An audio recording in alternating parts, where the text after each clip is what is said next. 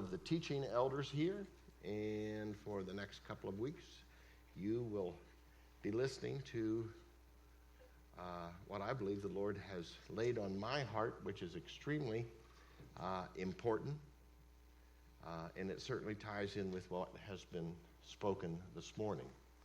I'm going to start by just generally going over 4 or 5 scriptures, a little slowly, but just to give you an idea of what this message is about.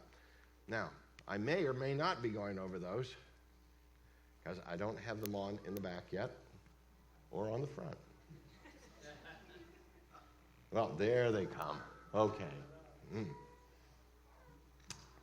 From Psalm 29, verses 3 through 9. The voice of the Lord is upon the waters.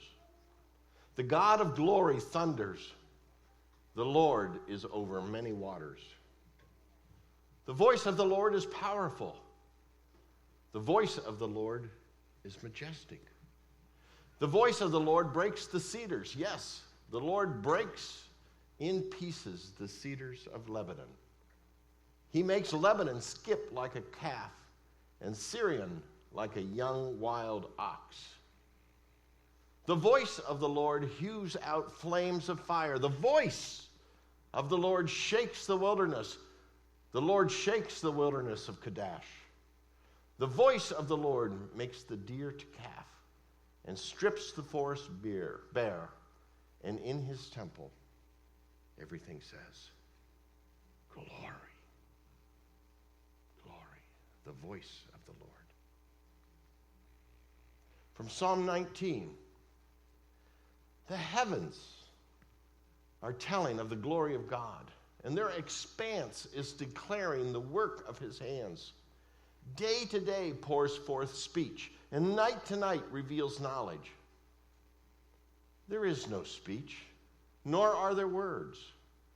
Their voice is not heard. Their line has gone out through all of the earth, and their utterances to the end of the world. Charles Spurgeon has said, when he looks at a primrose or a daisy, he says, God speaks to me. He said, when he looks into the sky at night and he sees the stars, he says, God smiles at me. He says, when he walks out on a crisp morning and feels the air, he says, I hear God whisper to me. And he says, when I sit and I listen in a thunderstorm, he said, God is calling to me. God speaks. Then God said. Deuteronomy chapter 5, verse 24 said, behold, Moses is saying this, the Lord our God has shown us his glory and his greatness, and we have heard his voice from the midst of the fire. We have seen today that God speaks with man, and yet he lives.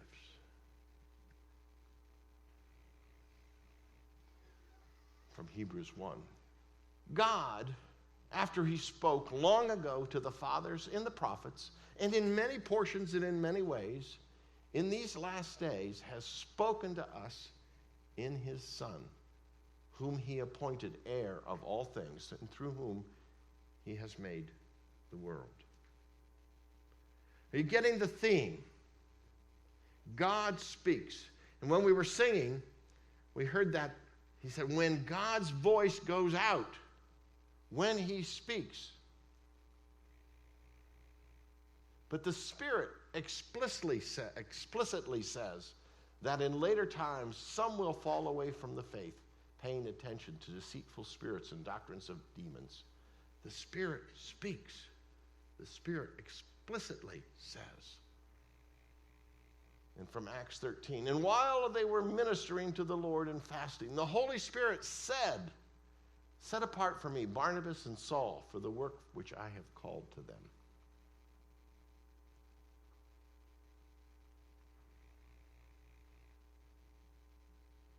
God speaks.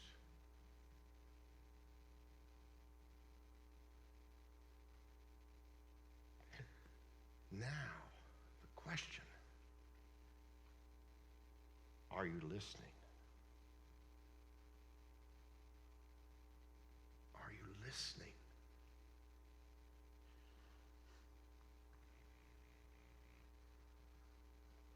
Today's message in this part of this series is Your Master's Voice. And today's message is, Hear My Voice. We are told in John chapter 10, verse 27, that you do indeed hear God's voice. You have no encumbrance at all. My sheep hear my voice. Fact. Don't sit there and say, oh, I don't know, I can't hear the Lord. Because you can. He is emphatic. The question is, do you listen for his voice?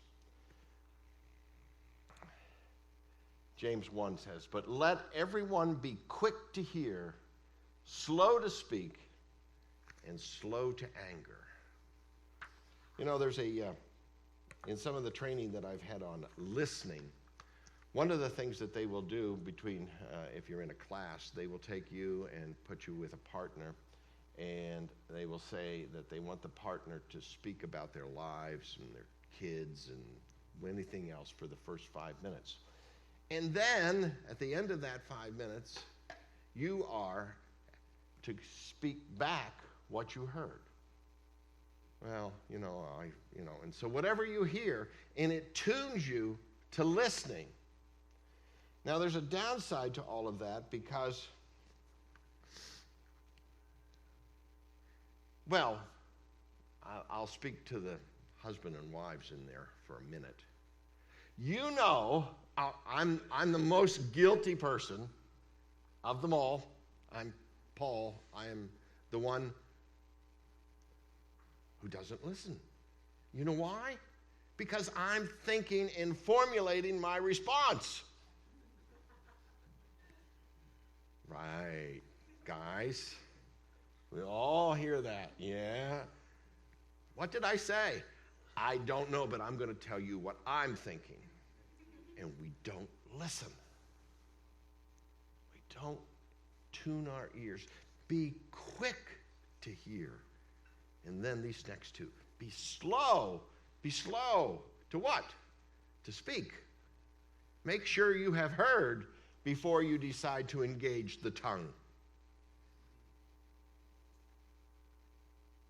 And then, why does he say slow to anger?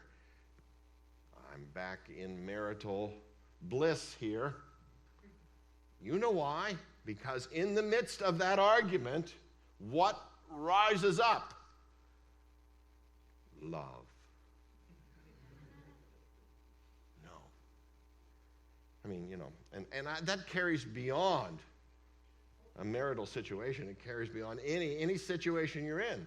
I mean, we have lots of elders meetings, and you would be surprised that we all sit there and we all have halos over our heads, and everything is perfect. Right, Judah? Look at neighbor. Oh, I don't know.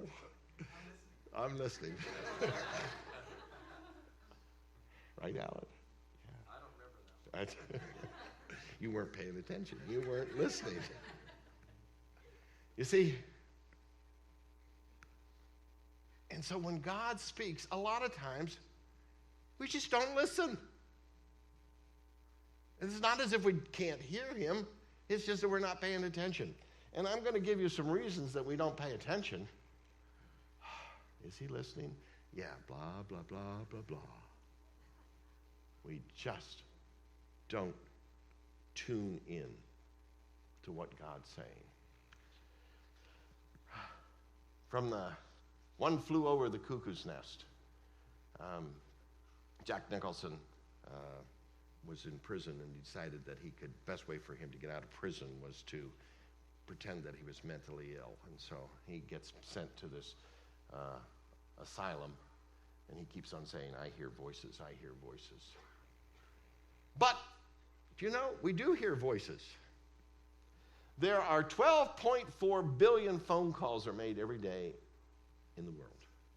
Now, if you want to break that down, that's 143,518 per second. Phone calls.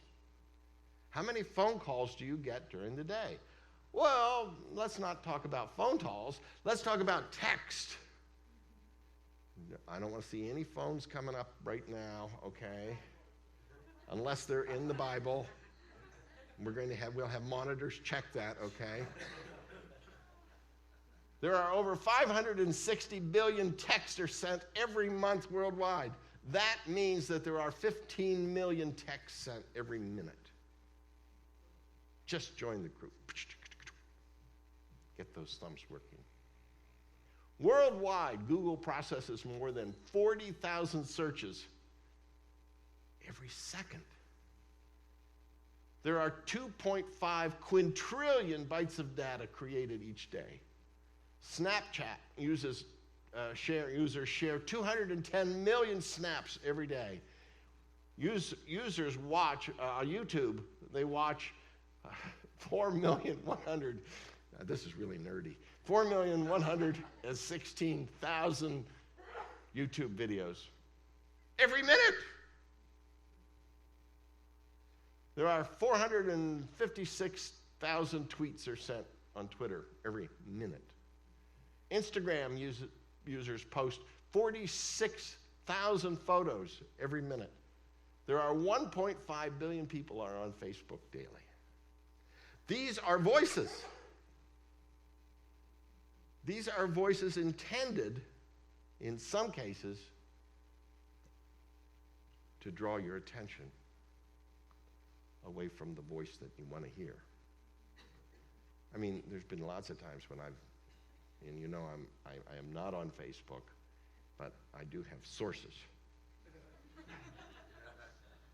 And my sources will read something to me, and I'll say, I can't believe, and then I'm lost in whatever they said, because present company accepted, I know you don't say anything stupid on Facebook. I know you don't.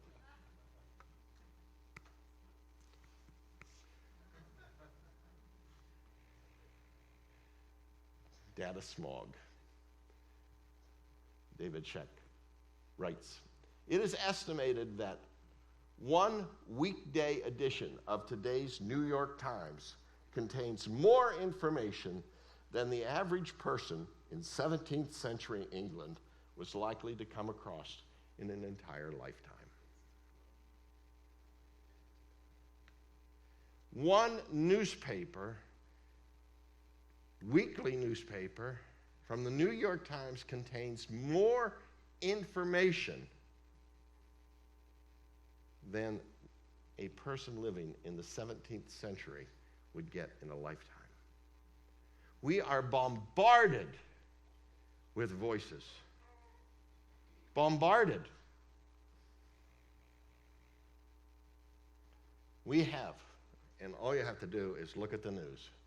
We have issues of sexual identity, abortion rights, climate change, political voices. It is really, I can hardly, everybody's going to say this, I can hardly wait till the election's over. Because nobody has anything good to say. There's the social media. There's racial unrest. There's a war. And there are mass shootings. All of these voices speak to us throughout the day. Subtly, quietly, but they all draw our attention. And they're intended to draw our attention away from the one who is speaking. We have our own personal voices too. We may have health issues, financial issues, relationships. We may have a job issue. We have self-value, maybe thinking about schooling. We have mental issues. We have mistrust. And these grab our attention. They are voices. And they have one purpose: to make sure you don't listen to the voice that's speaking.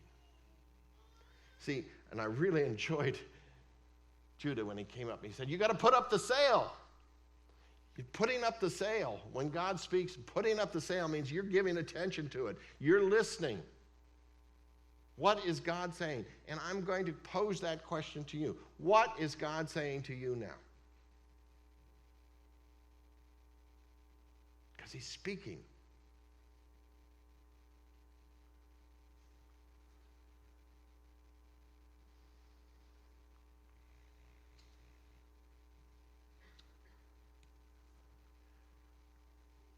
Random talk. I'm guilty of this.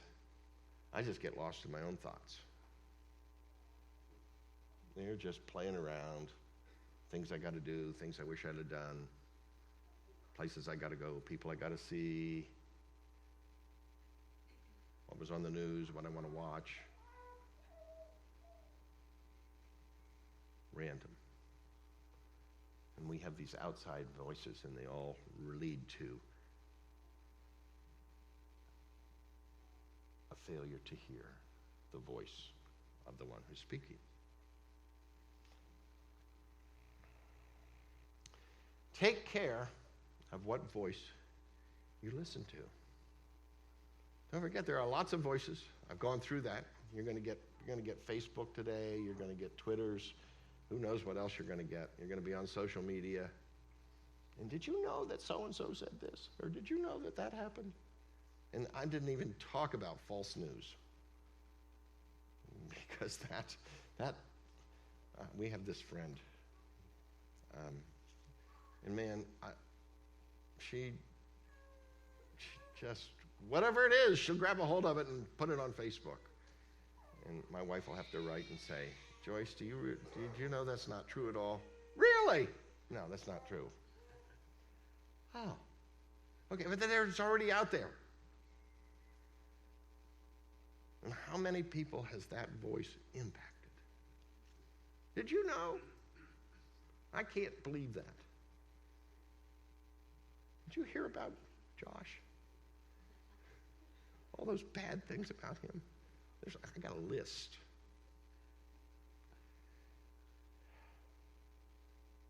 Voices. Psalm 55. Give ear to my prayer, O God, and do not hide yourself from my supplication. Give heed to me and answer me. I am restless in my complaint